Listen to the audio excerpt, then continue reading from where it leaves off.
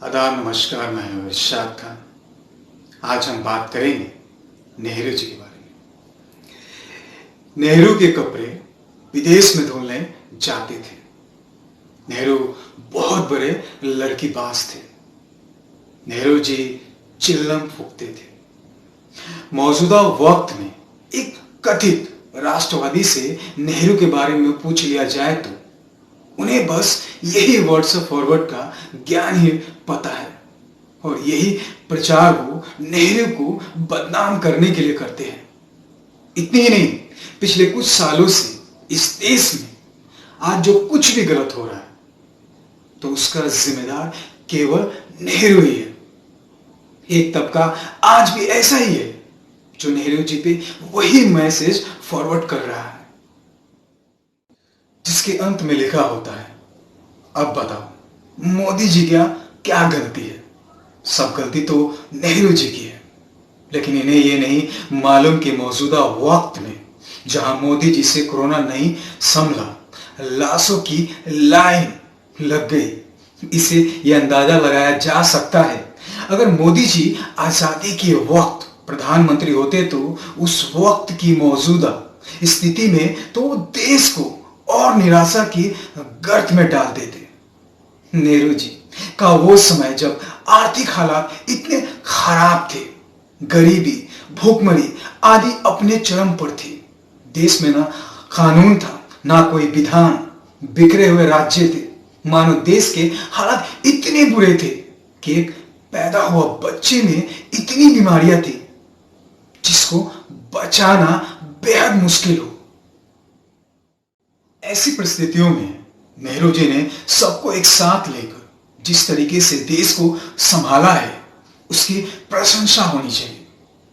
नेहरू के पिता पंडित मोतीलाल नेहरू ने आजादी की लड़ाई में अपना सब कुछ समर्पित कर दिया था, यहां तक कि अपने बेटे को भी। नेहरू जी के कुछ फैसले गलत भी हो सकते हैं, उसकी भी आलोचना होना चाहिए, लेकिन इतने महान नेता कि सिर्फ और सिर्फ आलोचना हो यह जायज नहीं है। नेहरू जी के बारे में जानना हो तो अटल बिहारी वाजपेयी से अच्छा उन्हें कोई नहीं बता सकता। नेहरू जी के मृत्यु के 2 दिन बाद संसद में नेहरू जी को श्रद्धांजलि देते हुए भाषण दिया। देश के हर एक नागरिक को पढ़ना चाहिए।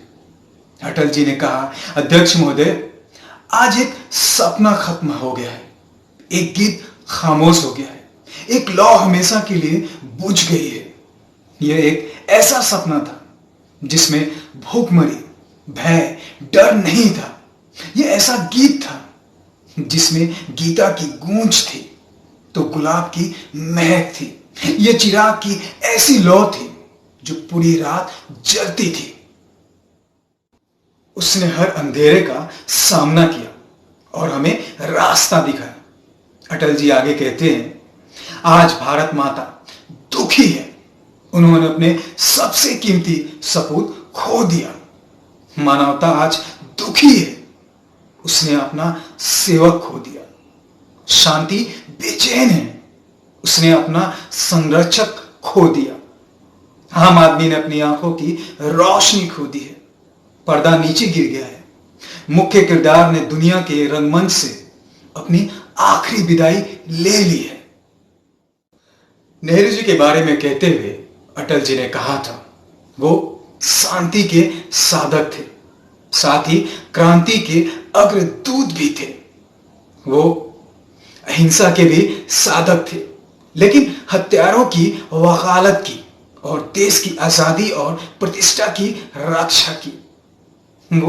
वो व्यक्तिगत स्वतंत्रता के समर्थक थे, साथ ही आर्थिक समानता के पक्षधर थे। वो किसी से भी समझौता करने से नहीं डरते थे, लेकिन उन्होंने किसी के भय से समझौता नहीं किया।